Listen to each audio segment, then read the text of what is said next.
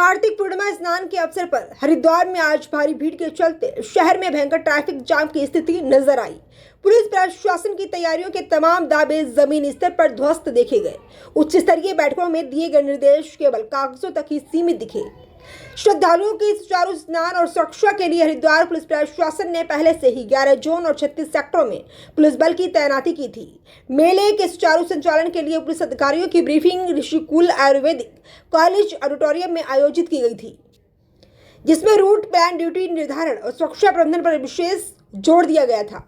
इसके साथ ही ज्ञान गोदड़ी गुरुद्वारा से जुड़ी व्यवस्थाओं पर भी विशेष ध्यान देने की बात कही गई थी। जी सर, सीएम साहब को धमकी भरे फोन आ रहे हैं, इस मामले में इस संबंध में एसपी सिटी द्वारा मेरे को ब्रीफ किया गया है और तत्काल इस पूरे प्रकरण में अभियोग भी पंजीकृत किए गए हैं। जो भी लोग इसमें इस प्रकरण में जुड़े हैं या इस प्रकार की जो धमकी जिनके द्वारा दी गई है उनके खिलाफ सख्त वैधानिक कार्रवाई की जाएगी। मैं इंश्योर करूंगा कि इस प्रकार का कोई भी मैसेज नहीं जाना चाहिए कि क्योंकि चिकित्सा अधिकारी को इस प्रकार से अगर कोई गाली गलौज या धमकी जैसी कोई बात आती है निश्चित तौर पर उसका हम आवश्यक वैधानिक कार्रवाई करेंगे। ठीक है, एनक्रोचमेंट हटाने की कार्रवाई पहले भी हुई थी और पिछली 3 तारीख से लेकर 2 तारीख से लेकर 2, 3 और आज 4 को भी लगातार अतिक्रमण हटा रहे हैं।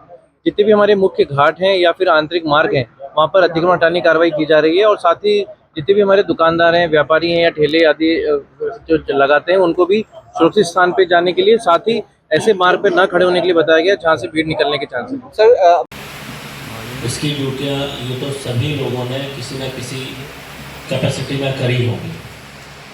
अगर मैं आपसे एक बार हाथ खड़ा करके एक बार मुझे बताइए कितने लोग, सभी ने करी, तो आपको इस ड्यूटी की गंभीर तरह की कार्रवाई है। क्या और भी ऐसे स्थल है, धार्मिक स्थल जिन पर कार्रवाई होनी है? देखिए, सभी जगह इसमें स्पष्ट निर्देश है माननीय मुख्यमंत्री जी के कि जो सरकारी भूमि पर अतिक्रमण है उसको हटाया जाए और उसको हम लोगों ने नियमों का पालन करके नोटिस आदि देकर उस कार्रवाई को किया है। और इसमें सरकारी भूमि पर ये जो मजार थी ये निर्मित थी, इस पर हम लोगों ने इसको जब जांचा, इसके पेपर्स आदि चेक किए तो ये अवैध इसको घोषित किया गया और उसके बाद इस पर कार्रवाई की गई। आगे भी ये कार्रवाई जारी रहेगी और भी कुछ ऐसे स्ट्रक्चर्स हैं जो कि हमारी नॉलेज में आए हैं, उनके भी हम अभी पेपर्स चेक कर रहे हैं, नोटिस आदि की कार्रवाई कर रहे हैं, क्योंकि माननीय उच्चतम न्यायालय के जो निर्देश है उसका पालन करते हुए आगे की कार्रवाई की जाएगी। ज्ञान गोदड़ी का मुद्दा क्योंकि हमेशा से ज्वलंत मुद्दा रहा है और कल जो है गुरु नानक देव जयंती के मौके पर इस प्रकार जो कार्तिक पूर्णिमा के स्नान में जो काफ़ी बड़ा एक इवेंट रहता है, इसमें ज्ञान गोदड़ी को लेके कई जो हमारे जो सिख समुदाय के लोग यहाँ पर एकत्रित होने की कोशिश करते हैं। निश्चित तौर पे उसके लिए जो आवश्यक बल है उसको बताया जा चुका है और उसमें किसी प्रकार से कोई ऐसी लॉ एंड ऑर्डर की समस्या ना उत्पन्न हो, उसको हम लोग प्रॉपर इसको एड्रेस भी किया गया है और उसका हम लोग आगे ध्यान देंगे।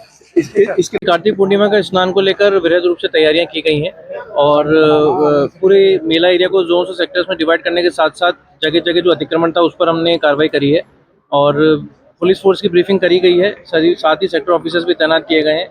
कंट्रोल रूम के माध्यम से भी लगातार इसकी मॉनिटरिंग की जाएगी और अपेक्षा कर रहे हैं कि हम काफ़ी भीड़ आएगी इस मेले में, इसीलिए सभी को सतर्कता बरतने के लिए बताया गया है और कोई भी लापरवाही न हो ड्यूटी में, इसके लिए भी सभी को बता दिया गया। सर स्थान पर हमने देखा था कांवड़ मेले में भी काफ़ी भीड़ आई थी, लेकिन ट्रैफिक मैनेजमेंट अच्छा किया गया था।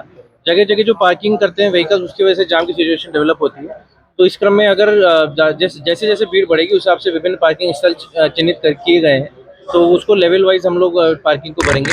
और अन्यथा जहाँ जहाँ हमारे मेन हाईवे अंडर कंस्ट्रक्शन है अभी कुछ जगह पे, भादराबाद से लेकर अगर हम देखें कोर कॉलेज के बीच में हाईवे अभी निर्माण चल रहा है, तो वहाँ अगर कुछ जाम लगेगा तो वहाँ पे स्पेशली फोर्स तैनात की गई। सर कुछ हो गया तो ये कृपया करके आप इस चीज का ध्यान। कार्तिक पूर्णिमा का स्नान कल समस्त पुलिस बल को ब्रीफ किया गया है और पूरे पुलिस प्रबंधन के लिहाज से समस्त जनपद को, पूरे जनपद को 11 जोन में और 36 सेक्टरों में विभाजित किया गया है, जिसमें आवश्यक पुलिस बल लगाया गया है। साथ में इनके सहायतार्थ पीएससी बल भी इनको दिया गया है।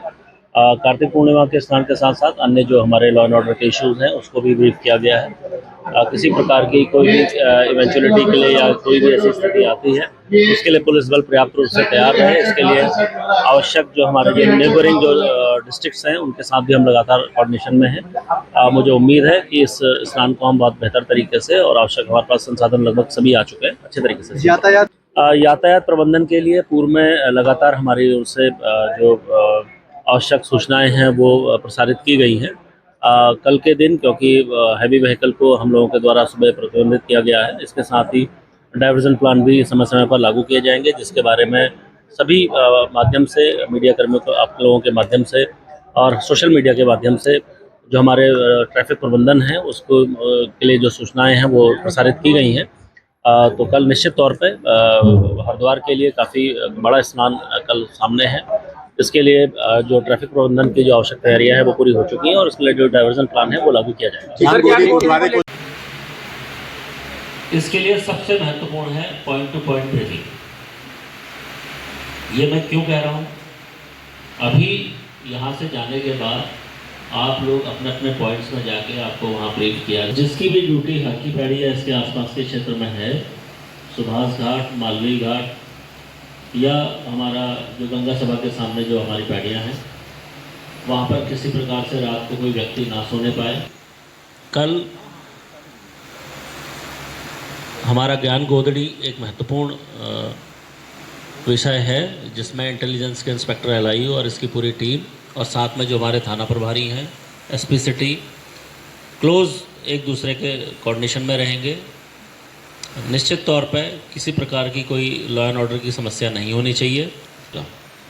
तो इसमें अब मैं बहुत ज़्यादा आप लोगों को नहीं गाऊंगा, इसके जो भी आवश्यक प्रबंधन किए जाने हैं वो आप लोगों को निश्चित तौर पे करने हैं। ट्रैफिक और उनकी पूरी टीम जो हम लोगों ने डाइवर्जन प्लान बनाया है, ट्रैफिक के लिए जो हमारी पार्किंग के अरेंजमेंट्स हैं वो प्रॉपर हो जाने चाहिए। कोई भी व्हीकल सड़कों को या अपर रोड को या जो भी भीड़ भाड़ वाले इलाके हैं, राम प्रसाद गली या ऊपर मनसा देवी रूट को या मनसा देवी में